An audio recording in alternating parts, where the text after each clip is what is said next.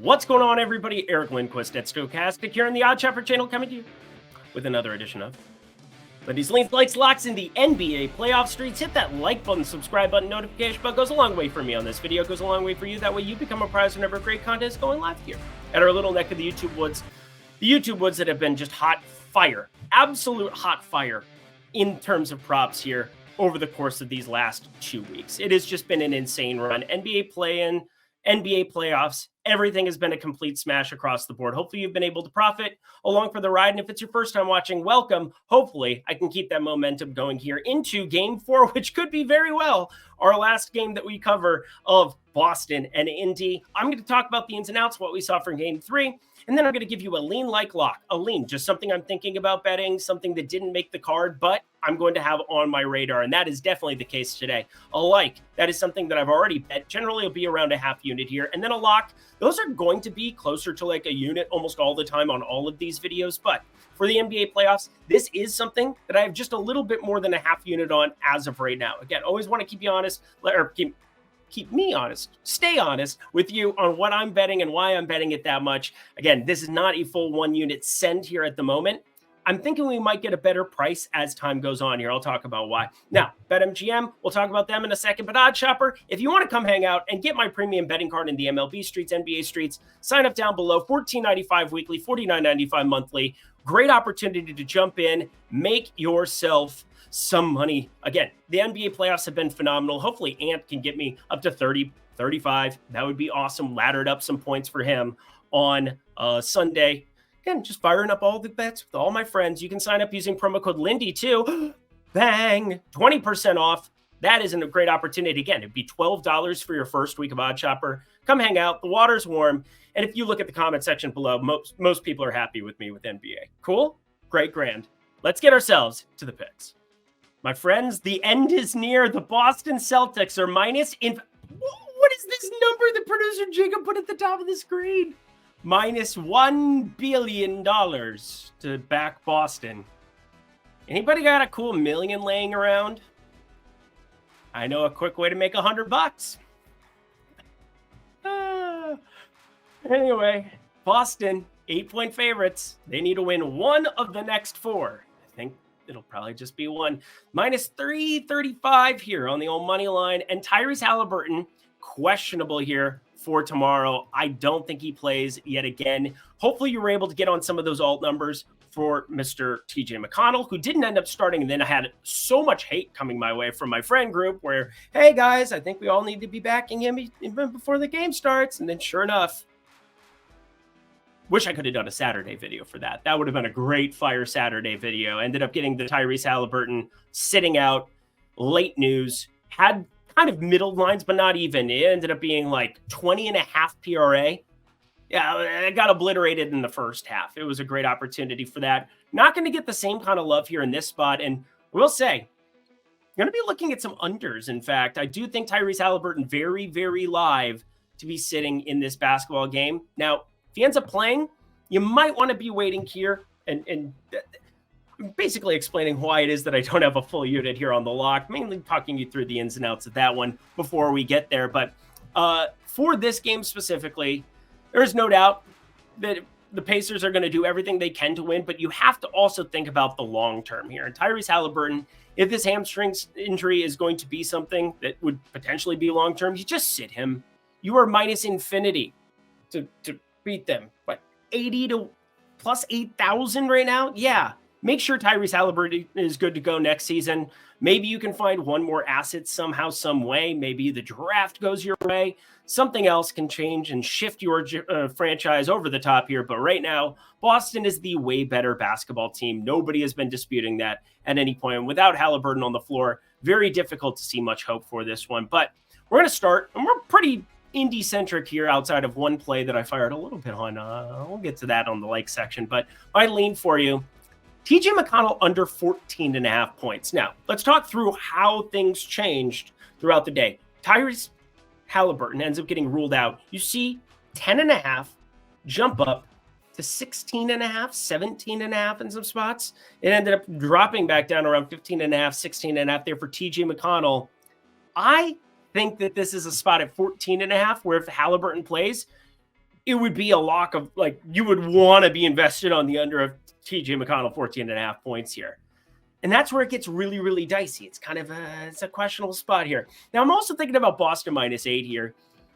I don't think you could possibly have a better game 3 than what Indy played, and they still didn't end up winning the game. Now, obviously, they covered. It was a horrendous collapse, the likes of which Rick Carlisle finds new and interesting ways to do every single time out. But I do think that Boston,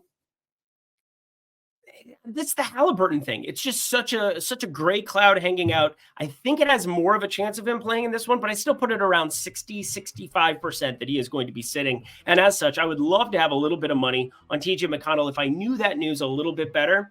But there's somebody we'll get to later on in the program. I like Peyton Pritchard here in this spot. Now, the minutes have been a little bit interesting if you ask me. Peyton Pritchard with Drew Holiday, he had a rumbling and stumbling, not feeling very well. He is listed as questionable on the injury report. I think yet again that he ends up playing.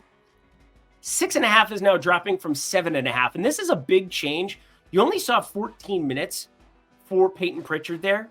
Didn't necessarily knock down many shots there, but being up 3-0 gives me a little bit of comfort to know that if this game script plays more towards the 9-10 point Boston favorites, that we could see more minutes for Peyton Pritchard. This was far more competitive. They ended up having to play the main key guys 35, 38, 44 minutes for Jason Tatum, which is a wild run out, that's for sure. 36, 10, and 8. He looked better. Just throwing it out there for everybody who thought that he was... People unfairly judge Jason Tatum at times. It is what it is. I know he should probably have a title by now, but he's still young, a lot younger than people think. So I'm very much on board with Peyton Pritchard here at 6.5.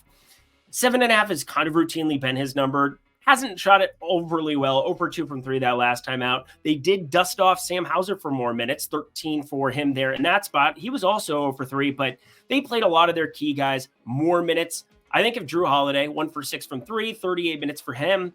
Obviously, they went on that crazy run. Peyton Pritchard's still going to be the guy off this bench who sees the most minutes.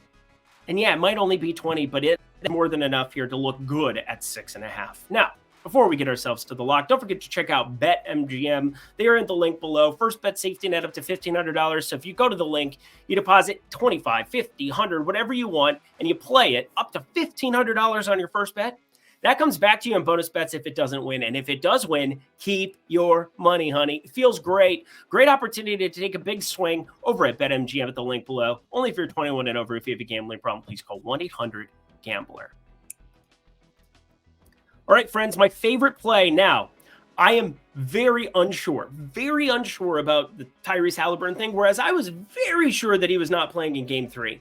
If I'm the Pacers, I definitely think you want to be shying towards caution, having Tyrese Halliburton not play in this game. But if it's something that, I'm not the medical team. I'm just simply here to shoot it how I see it. So it sounds as though we're going to be getting an opportunity for Tyrese Halliburton to maybe get the benefit of the doubt. Maybe he's a true game time decision.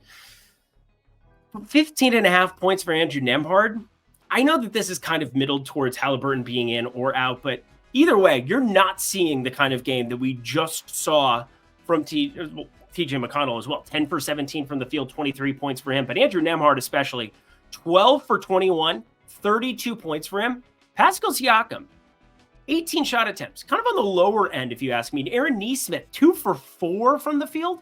What is going on? I thought, where's the Celtics revenge narrative, Mr. Aaron Nesmith? I don't understand only 4 shot attempts, but I think a lot of it just came down to right from the get-go, Nembhard was assertive. Nembhard played phenomenal basketball the entire time in that Game 3, but that is not generally the standard that we get for him here. For a guy, he's effective at times, but he's a 57.4% effective field goal shooter over the course of this last season.